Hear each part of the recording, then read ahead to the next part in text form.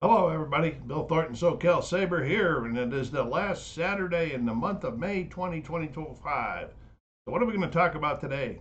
Oh, of course, albums and CDs from my collections that I either entered the collections or in the collections that I listened to this week. Before anybody asks, if you look at the thumbnail, somebody might think that my eyes are closed, like they are right now. People might think my eyes are closed. They're not. I have what's called ptosis, which is drooping eyelids. VA's trying to figure out what they're going to want to do about it. But at my age, I don't know if I want to go through anything. But anyway, we're not here to talk about that. Let's talk about the music. Okay, and this started off as a strange week and day, and I'll tell you why, what happened here. Last Sunday, I pulled out this album here that I got in Whatnot from a group that I knew nothing about or didn't remember knowing anything about. And it's the 1968 album Mass in F Minor by the Electric Prunes. Okay. I didn't know when I bought it on Whatnot or a bit on Whatnot, I said Electric Prunes, that's probably psychedelic. I probably like that. I didn't really recognize the name of being something that would relate to being in church. But it was, and and it consists of a musical setting of the Mass sung in Latin, Greek, and arranged by psychedelic style by the band. and I listened to it. Of course, I had heard the songs in Latin before, the way I grew up and went to Mass every Sunday. But I'd never heard it with the psychedelic music behind it, and that was pretty good. I kind of enjoyed that. This is what it's like it. Now, here's the real oddity. That was last Sunday when I picked this up, and this is the only thing I have by them in the collection. And as when I was reading at it, as this was arranged, most of the members of the band couldn't play the music because they couldn't read music. So, they had to bring in some studio musicians to help them complete this album. and so, anyway, so what happened? So today I wake up, turn on the computer. First news that I get that James Lowe, the lead singer of the Electric Prunes, passed away at the age of 82. How ironic is that? That's fan blowing on here today, and I got stuff that's starting to blow away. I gotta hold the stuff down. So here's the nice album. It's in good shape for 1968. I'm going to say that the vinyl is like BG plus. The album cover itself, BG. So this was a nice addition. I do like psychedelic sounds, which I expected by the title, but the songs were not what I expected. The music is good, but I don't see a lot of plans in my future to buy anymore by the Electric Prunes unless I run across something that's a really good buy and I couldn't pass it up. But that's the 1968 album Mass in F Minor by the Electric Prunes, now in the collection. The only thing by them in the collection. So, moving on. Okay.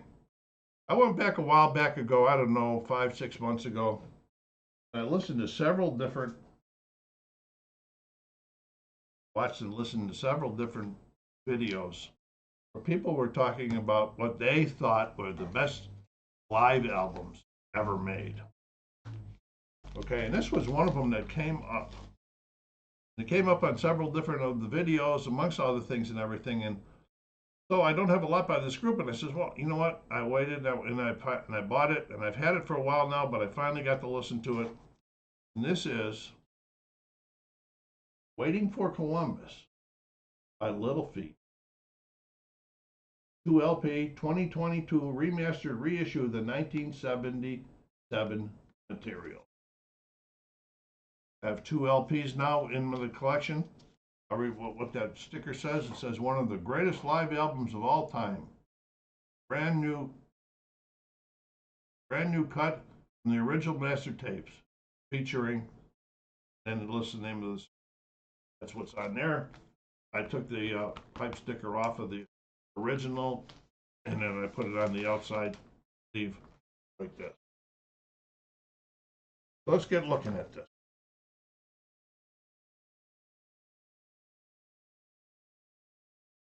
Was the first live album by the band Little Feat, recorded during 7 performances in 1977. Jazz, rock, funk, soul, blues, and it's a highly rated live album. The extended versions are top notch, especially Dixie Chicken.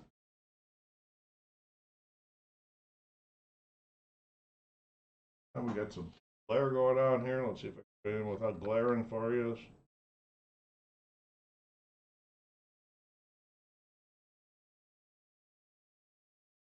Right, there. The band recorded and mixed enough material from the performance for a triple LP, but for marketing reasons they kept it to a double. And I kind of like that thought too, double. Okay, and I was not disappointed in the ratings that people gave it. This is really a good, very good live album, in my opinion. May like it, but not like it. Of course, it's brand new. Going to be in good shape.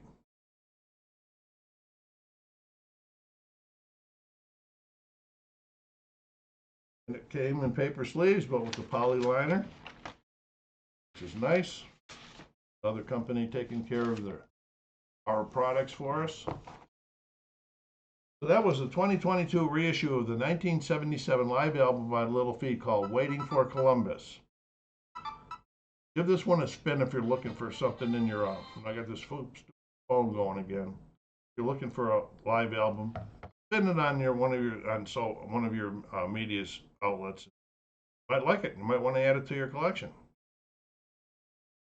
Okay, now the next one. This was a little strange one too. I didn't know what, and nobody really kind of knew what this was and what during the Whatnot auction anyway. This is a Various Artists album, 1984, called Every Man Has a Woman. Now, if you look at around the outside edges, there's all kinds of names on there. And then I looked at this, and when I looked at the back of this, got John Lennon on it, Harry Nilsson, Eddie Money, Roseanne Cash, alternating boxes, Roberta Flack, Elvis Costello, Rio, Harry Nilsson, John Ono Lennon. So I had to look up and find out what the heck is this all about. So I looked it up. This was a project that John Lennon was working on for a tribute to Yoko for her 50th birthday. These were songs that Yoko had on her first 2 albums. John never finished this because he passed away before it was finished. And I'm not a big Yoko Ono fan, and I don't have any of her albums. Double Fantasy, of course, she sings on with John, but I couldn't help that. But the songs that sung by these people, they were enjoyable. This was an enjoyable listen to. Okay? And so in the collection, picked it up by mistake, not by mistake. I picked it up because nobody knew anything about it. Got a nice little inner sleeve with lyrics.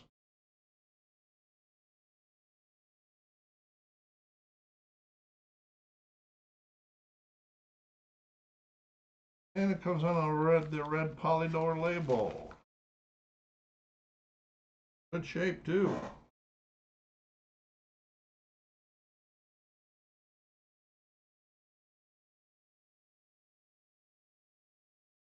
Reflections going today, don't I?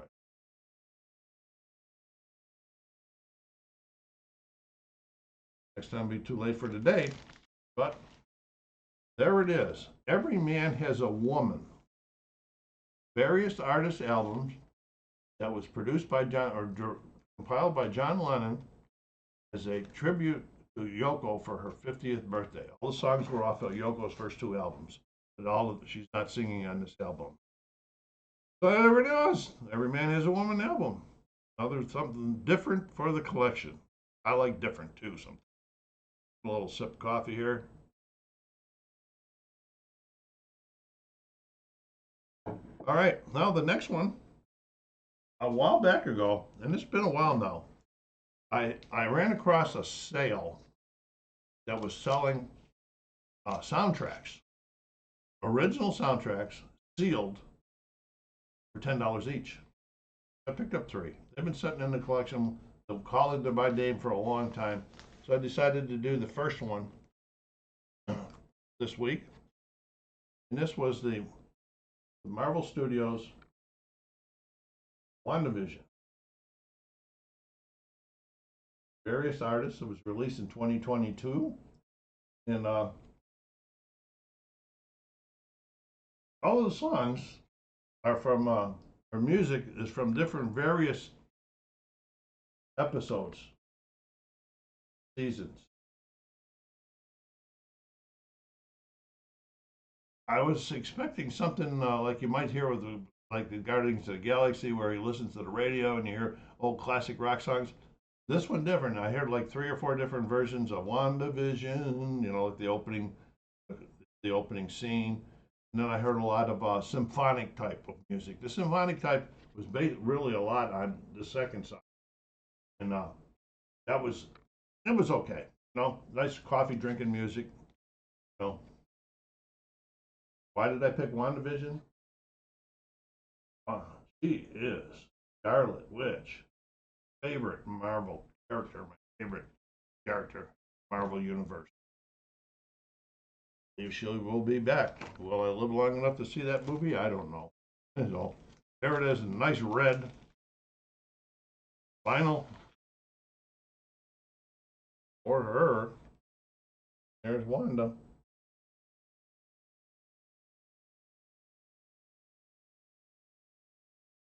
There's a Vision.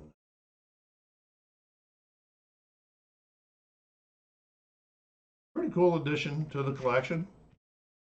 Will it get played again? Probably not.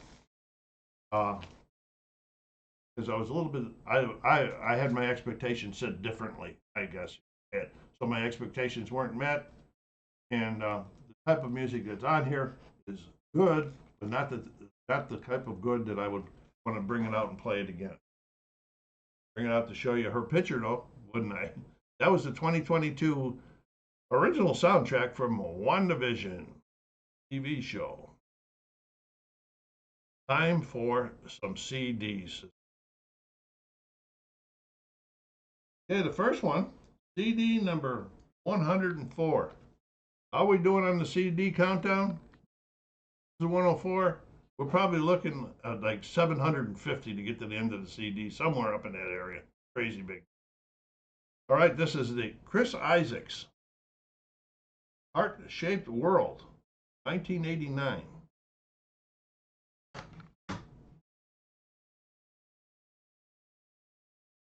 Well, I might repeat myself there because the phone just rang as my daughter. I always have to answer for her. It's been 3 days since I talked to her. But anyway, I was talking about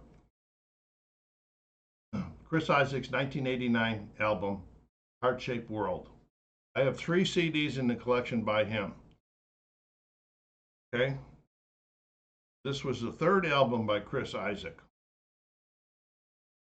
Named his Breakthrough, there's the tracks, album, and featured the top 10 hit Wicked Game. I really like that song. When the album was released in the summer of '89, it was on the Billboard's top 200 for 10 weeks, peaking at number 149. Then in October 1990, a music director in Atlanta played the song Wicked Games repeatedly over 2 weeks after hearing an instrumental version of the soundtrack from the 1990 David Lynch film Wild at Heart. Wicked Game was released as a single, and the album reached the top 10, peaking at number 7. I like the album. It's beside Wicked Game, that's my favorite song on it. It's me. It's kind of like bluesy, rockabilly.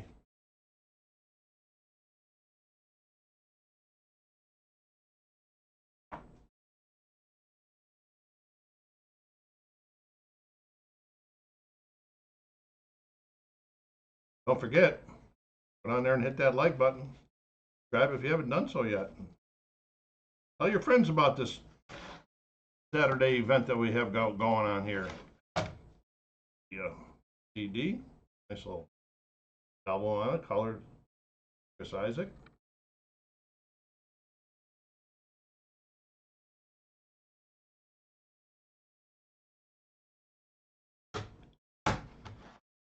All right. This is spinning number. I don't remember what time, but we've been doing this for a long, long time now. The next CD that came out was number 105, and Marc Cohn by Marc Cohn. Cohen. Cohn. I don't know how to pronounce it. It's C-O-H-O or C-O-H-A-N. Cohen. 1991. This is the only thing in the collection by him. This was the debut album released in 1991 by him, and it features the big hit, Walking in Memphis.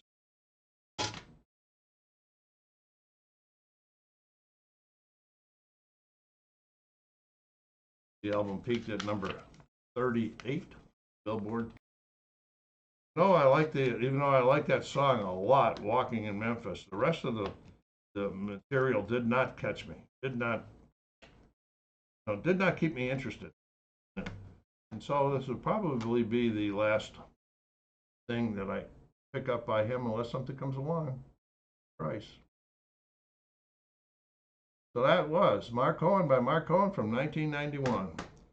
All right, now we're back to where we're do the last is in the album that comes out on Saturday morning that I have my coffee by.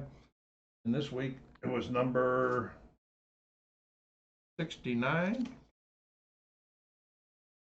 Greatest Hits album by Olivia Newton-John, her first one. As you can see the numbers up here. Back years ago when I was doing these collections in the 60s, 70s, and 80s, I thought this was a good way to do them, and I put them in my database. Little did I know you shouldn't be doing that. But back in those days, we didn't have the internet to be able to go on and learn a lot of things about albums and CDs and that. So anyway, I know better now. Here's Olivia's.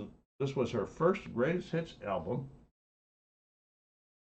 I have 4 LPs by her in the collection.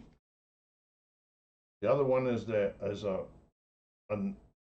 another. It's called Greatest Hits Volume 2, which is expanded and includes some more songs.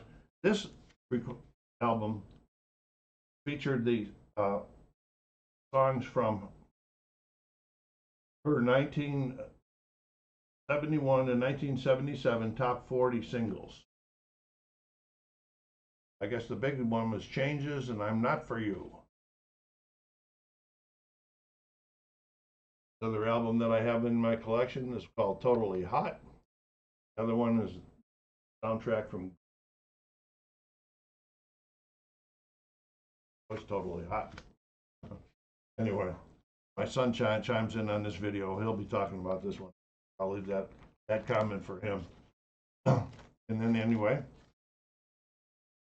on MCA, I heard some strange stuff that on side A during one song, and side B during one song. I can't see on here, so it's going to go into the deep clean, spin clean. I mean, one more time.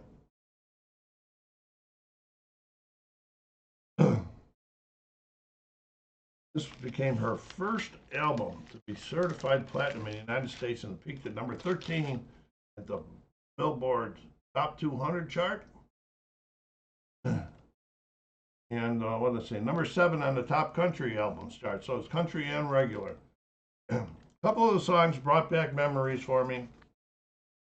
But overall, some of the songs I don't even remember being hits. Maybe it was from the early 70s or something like that. And it was more towards the country line.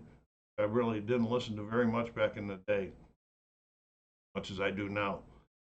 So that was it for the week. Now it's time for me to tell you which two did I like the most during the week. Well, overall, it really wasn't a big battle like it has been in some weeks for me to choice. I did pick